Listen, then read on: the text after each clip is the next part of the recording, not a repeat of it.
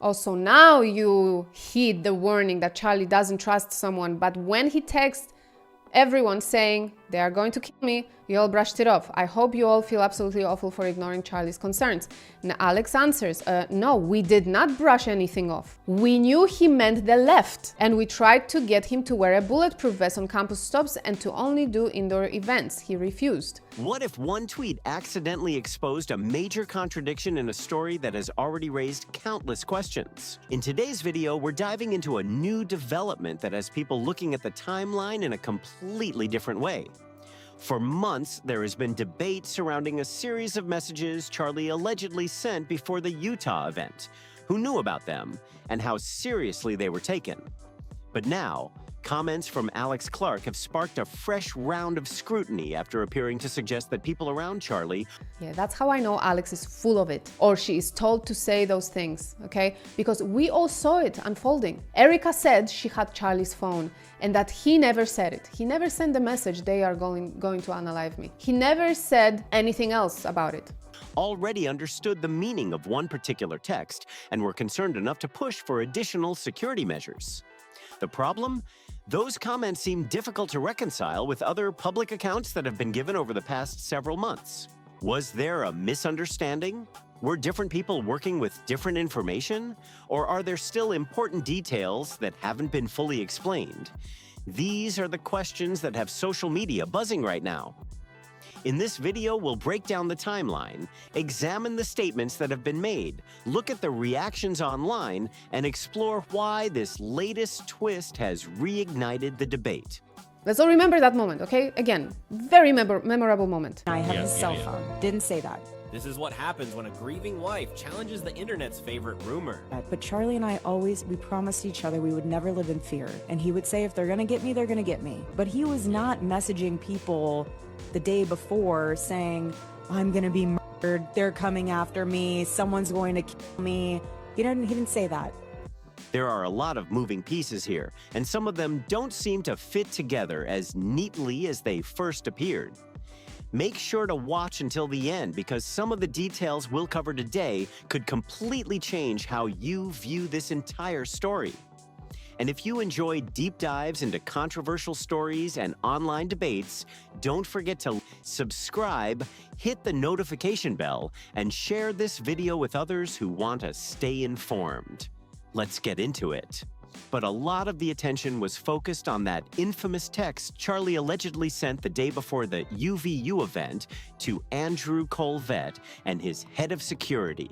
The story behind that message is where things start getting messy. And I have his cell phone. Then, when caught on a lie, because Candace revealed that it was Andrew Coleman that told Erika, yeah, we actually got those texts. Erika said he sent it on Telegram, where the messages automatically get deleted. Then she asked Candace if she had the actual texts. And once she made sure Candace didn't have them, she said Charlie meant left was going to unalive him. It was the left. But now Alex says they all knew he meant from the get-go that the left was going to unalive him. And that's why they wanted him to wear a vest, but he refused. Candace Owens first brought up the text, but she did not initially reveal that Andrew Coleman was the person who received it, or that he was the one who told her about it in the first place. Erika Kirk pushed back on the claim, saying Charlie had never sent any message like that. According to her, she had access to his phone, checked through the messages, and found nothing that matched the story. Things took another turn when Candace told Erika that Andrew was the source of the information. So which one is it? The lies and inconsistencies just keep coming. Alex got too confident speaking online and now she has chocolate all over her face. So I wonder, how many people knew about Charlie's texts? That they were going to unalive him. Did Erika know? And if she didn't, like she claimed, she didn't find out until she was made aware of those texts. You know, when she found them on Telegram, why didn't she know? Charlie didn't tell her. He told everybody at TPUSA, but didn't tell her. Is it because they were having problems and he didn't tell her? Or maybe she lied. But if she did lie about knowing, why? Erika allegedly responded that she later checked his Telegram app and, this time, found the messages there. She then asked Candace if she had ever personally seen the texts herself. Candace said no. Only after that did Erika reportedly say, well, he meant, or he wrote, Left was going to unalive him. He specifically wrote left, and that only made the situation more confusing. Who actually knew about these texts? Was Andrew the only person aware of them? If so, why didn't Erika know about them at the time? Trump voters, young men, they want family, children, and legacy. Young women who voted for Kamala Harris, they want careerism, consumerism, and lowliness. That is a dramatic divide that is going to play out in our politics for the years to come. If Andrew shared the information with Candace, wouldn't he have told Erika right away too? And if Erika already knew, why would she act like she didn't? On the other hand, if she truly had no idea, why was she left out of the loop while Candace was informed? There are a lot of unanswered questions here, and the timeline raises even more concerns. Then Alex Clark appeared to unintentionally add another piece to the puzzle. During a discussion, Alex seemed to reveal that they understood Charlie meant left in that particular message, and that this was part of the reason they encouraged him to wear a vest. That detail caught a lot of attention because it suggested some level of awareness about the text's meaning before everything became public. Let me play a short clip from yesterday so everyone can get caught up and stay on the same page. If you already watched that episode, feel free to skip ahead. Here are the tweets again as a reminder. See if anything stands out this time. One post reads, Also, now you heed the warning that Charlie doesn't trust someone, but when he texts everyone saying, they are going to kill me, you all brushed it off. I hope you all feel absolutely awful for ignoring Charlie's concerns. Then things became even more complicated when questions started being raised about the timeline. After Candace revealed that Andrew Colvett had informed Erika about the messages, Erika reportedly explained that the messages were sent through Telegram, where certain chats can be set to disappear automatically. She then asked Candace whether she had personally seen the messages or had copies of them. Once Candace confirmed that she did not, Erika allegedly stated that Charlie meant left was going to unalive him. But now Alex is saying something different. According to Alex, people around Charlie understood from the beginning that he was referring to the left in those messages, and that this was one reason they encouraged him to wear a vest, although he reportedly declined. That creates a clear conflict between the different accounts. If everyone already understood what the message meant, why did it later sound like there was uncertainty about its meaning? Which version is accurate? The inconsistencies keep piling up, and every new statement seems to raise even more questions. That leads to another major question. How many people actually knew about Charlie's messages and concerns? Did Erika know about them all along, or did she only become aware of them later, as she claimed, after finding the messages on Telegram? If she truly didn't know beforehand, why not? Was she never told about them? If Charlie had shared these concerns with multiple people at TPUSA, as some accounts suggest, why would she have been left out of those conversations? Those unanswered questions continue to sit at the center of the debate. So once again, the discussion seems to come back to two major questions. First, if Erika already knew about the message, but later suggested otherwise, some people argue that creates confusion about the timeline. Why would there be conflicting accounts? Was there a misunderstanding, or is there missing context that has not been explained publicly? Some observers have also questioned whether the interpretation of Charlie's message changed over time. Others point to another message reportedly sent around the same period, which included the statement, "I am forced to abandon the little hat's cause." Because of that, some people have wondered whether the different messages were connected in any way, although there is no clear public evidence confirming that link. The second possibility is that Erika truly did not know about the message at the time. If that were the case, some find it surprising given later comments suggesting that others around Charlie were aware of his concerns and were encouraging additional security precautions. That difference in accounts has become a major point of debate. This is also what Erika reportedly said in her interview with the New York Times. According to the report, the interview took place roughly 8 days after the events being discussed. On the evening before Mr. Kirk traveled to Utah, he and his wife met for dinner in the Phoenix area with a friend who was a faith leader. The purpose was to pray together over Mr. Kirk's imminent tour of roughly 20 campuses.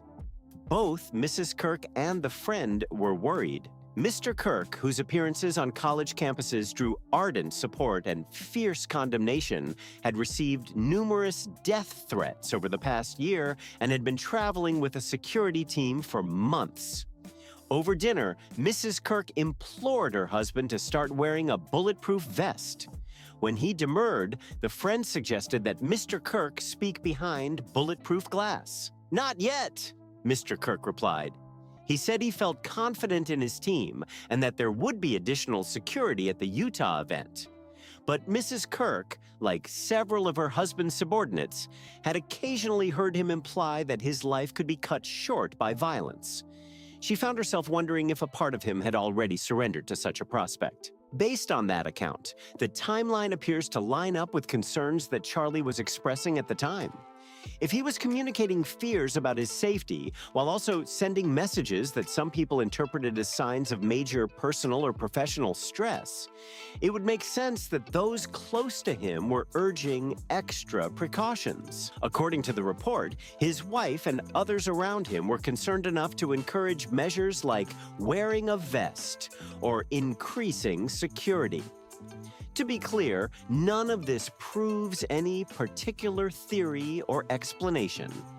However, when you place these details side by side, the reported messages, the concerns about safety, the discussions about additional protection, and Erika's description of Charlie's final night, including claims that he struggled to sleep, the overall picture can appear complicated and difficult to reconcile.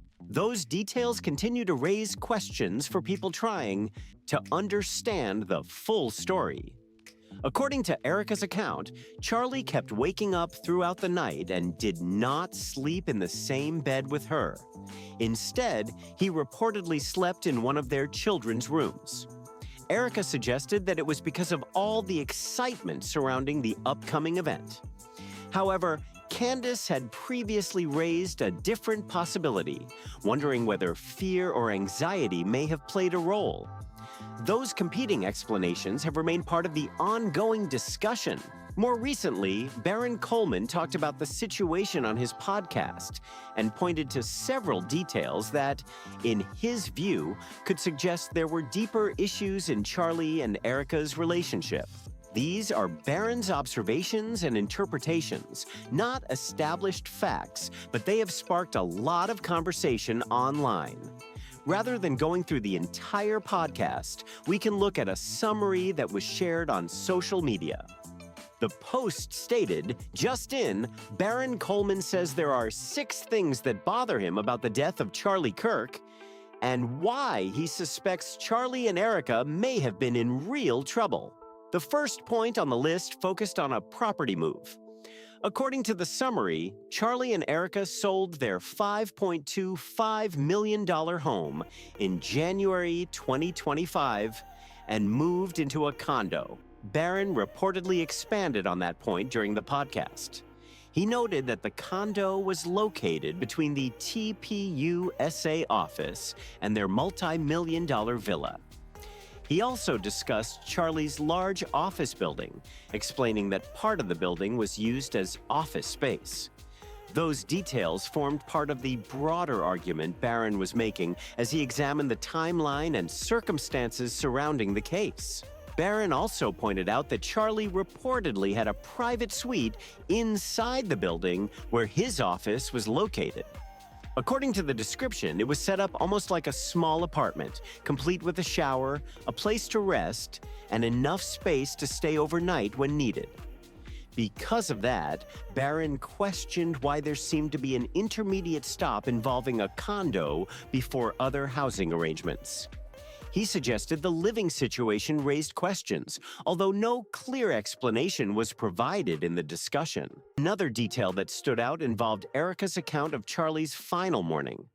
She said that he did not sleep in his own bed that night. She also noted that he was not wearing his necklace or wedding ring when he left, and later had to return to retrieve them.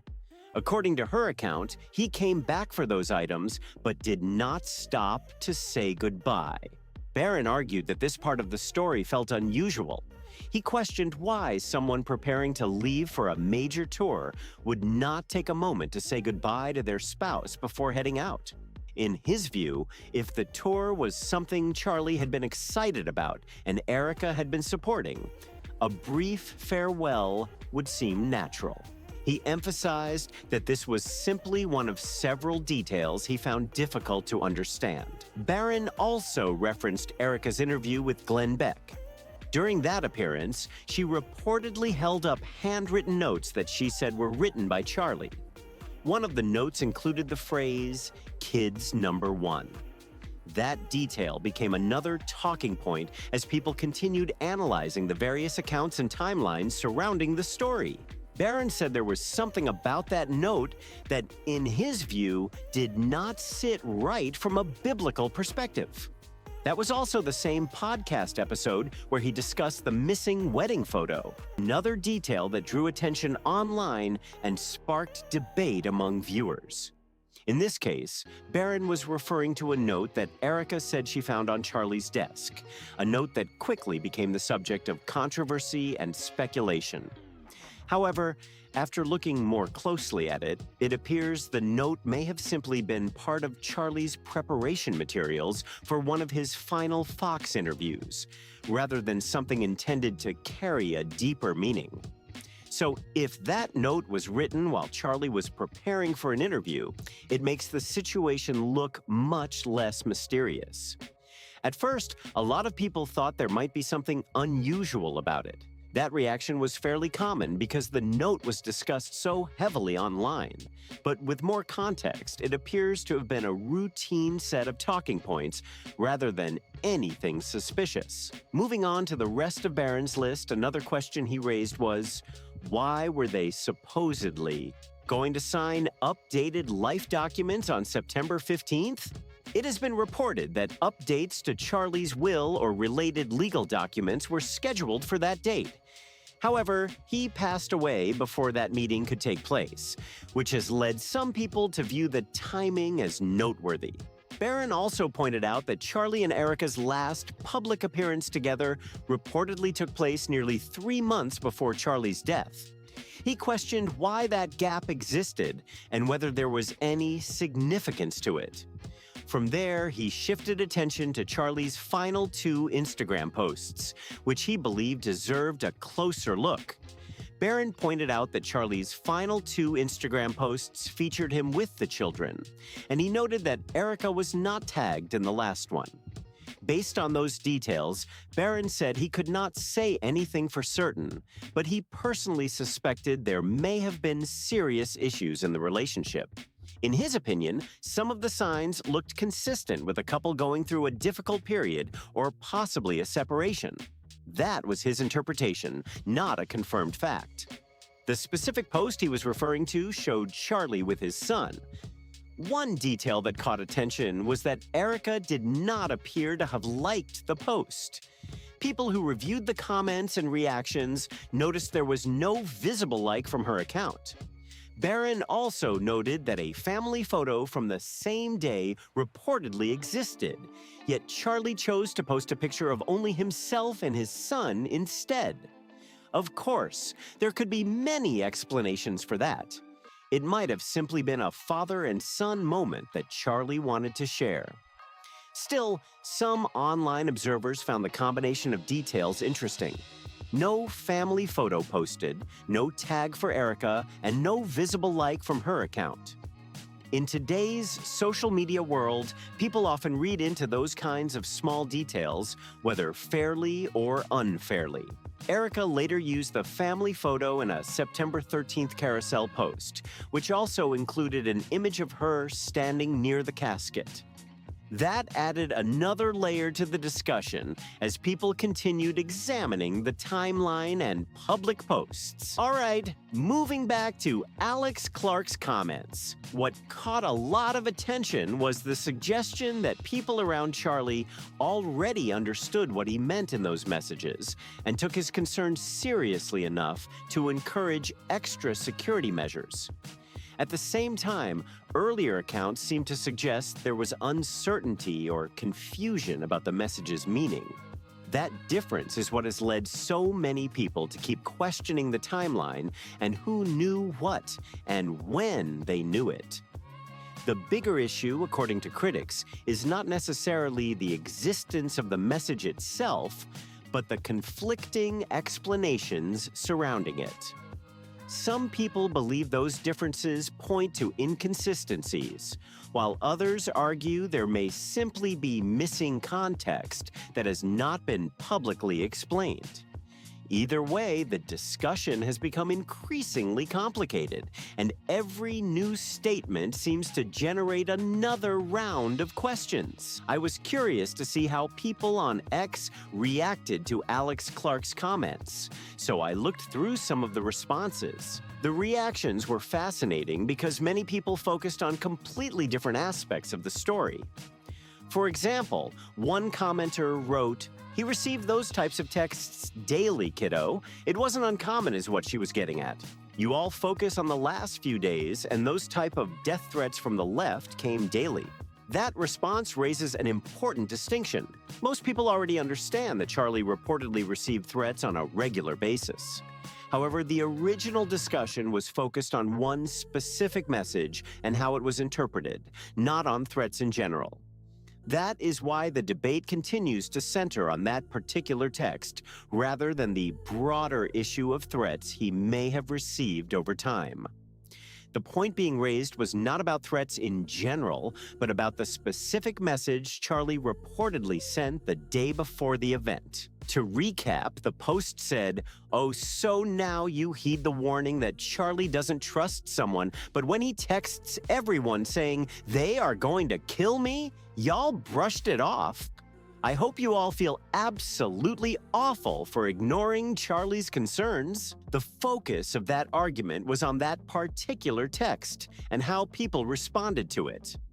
In response, Alex pushed back on the idea that anyone ignored the warning. Her position was, essentially, no, we didn't brush anything off. She also suggested that they understood the message as a reference to the left, and said they encouraged Charlie to wear a bulletproof vest because of those concerns. That is why her comments drew so much attention. They seemed to provide additional insight into how the message was interpreted at the time.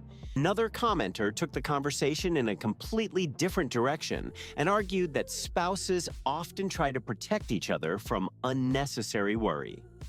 The broader point they were making was about how much information partners share regarding serious concerns and potential dangers.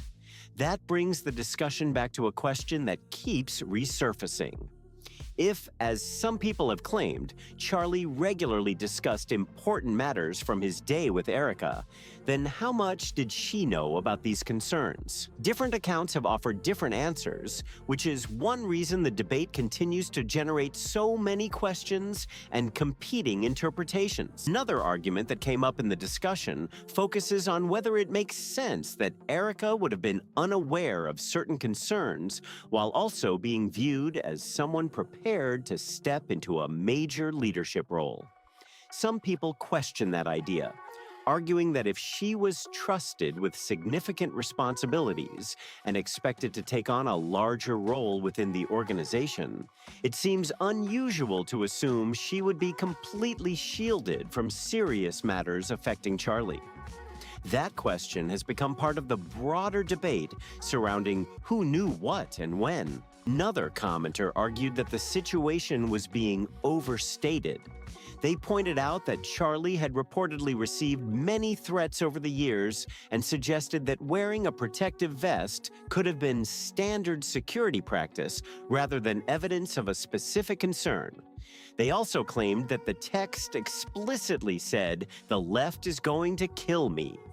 However, according to the accounts being discussed, the controversy exists precisely because the wording of the message has been disputed. The claim was not that the text literally contained the words "the left," but rather that some people later interpreted it that way. That distinction is important because it sits at the center of the disagreement. The commenter also suggested the message might have been figurative rather than literal, similar to someone saying, "They're going to kill me in this tennis match," meaning they expect a difficult challenge. Critics of that interpretation, however, point to the reaction the message reportedly received.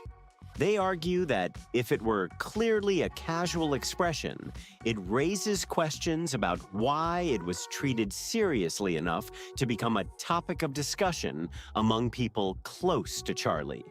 That is why the debate continues, with different sides reaching very different conclusions from the same set of claims and accounts. Thank you. Moving on, another response said, "Jesus Christ, they are all on record plenty of times talking about the death threats their family faced. And that's true as a general point. Nobody is really disputing that Charlie and his family reportedly dealt with threats over the years. The discussion here is centered on one specific message and how people in his immediate circle reacted to it at the time. The distinction matters because Erika has publicly acknowledged the broader security concerns that existed over the years, while questions have continued to circulate about the specific text and the timeline surrounding it. That is why so much attention remains focused on that particular exchange rather than on threats in general." Another commenter wrote, "It was the left. Please explain what was so urgent that they had to take action after over a decade of him debating them unharmed." The commenter then suggested an alternative interpretation of the situation.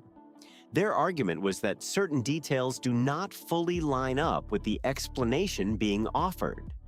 What stands out to many observers is not necessarily the interpretation of the text itself, but the conflicting accounts about it.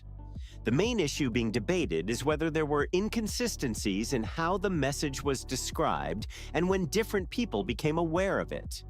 Critics argue that the timeline has changed depending on who is telling the story, while others believe there may simply be missing context that has not yet been made public. Either way, the chain of events surrounding September 9th continues to be a major focus of discussion and speculation.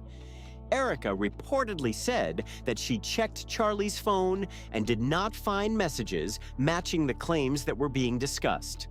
Later, when it was revealed that Andrew Coleman and Charlie's head of security were allegedly connected to the message in question, the situation became even more confusing.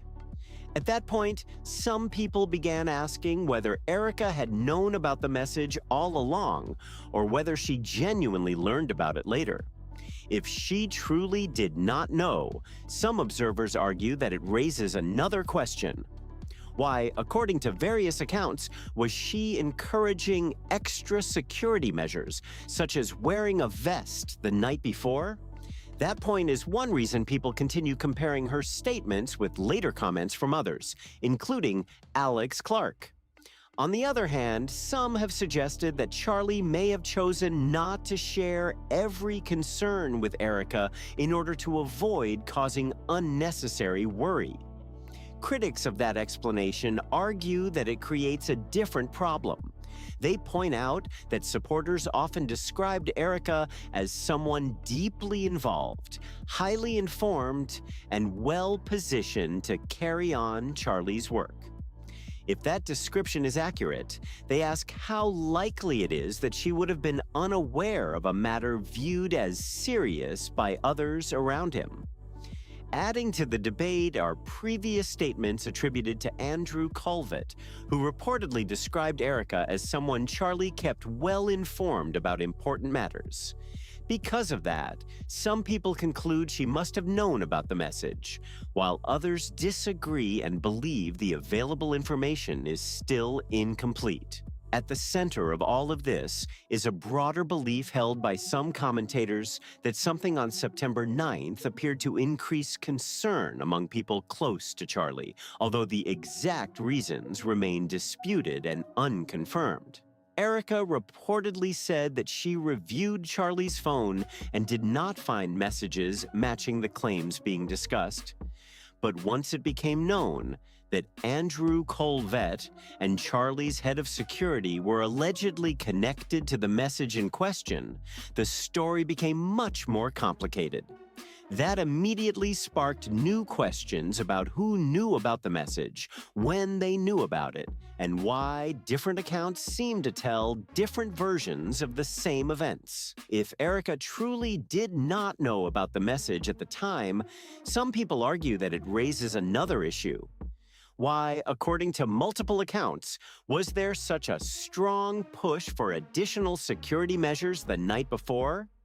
That detail appears to line up with later comments from Alex Clark, which is why so many people keep revisiting this part of the timeline. On the other hand, if Charlie intentionally kept certain concerns from Erika to avoid worrying her, critics say that explanation creates its own set of questions. Supporters have often described Erika as one of the people closest to Charlie, someone deeply involved in both his personal life and his work.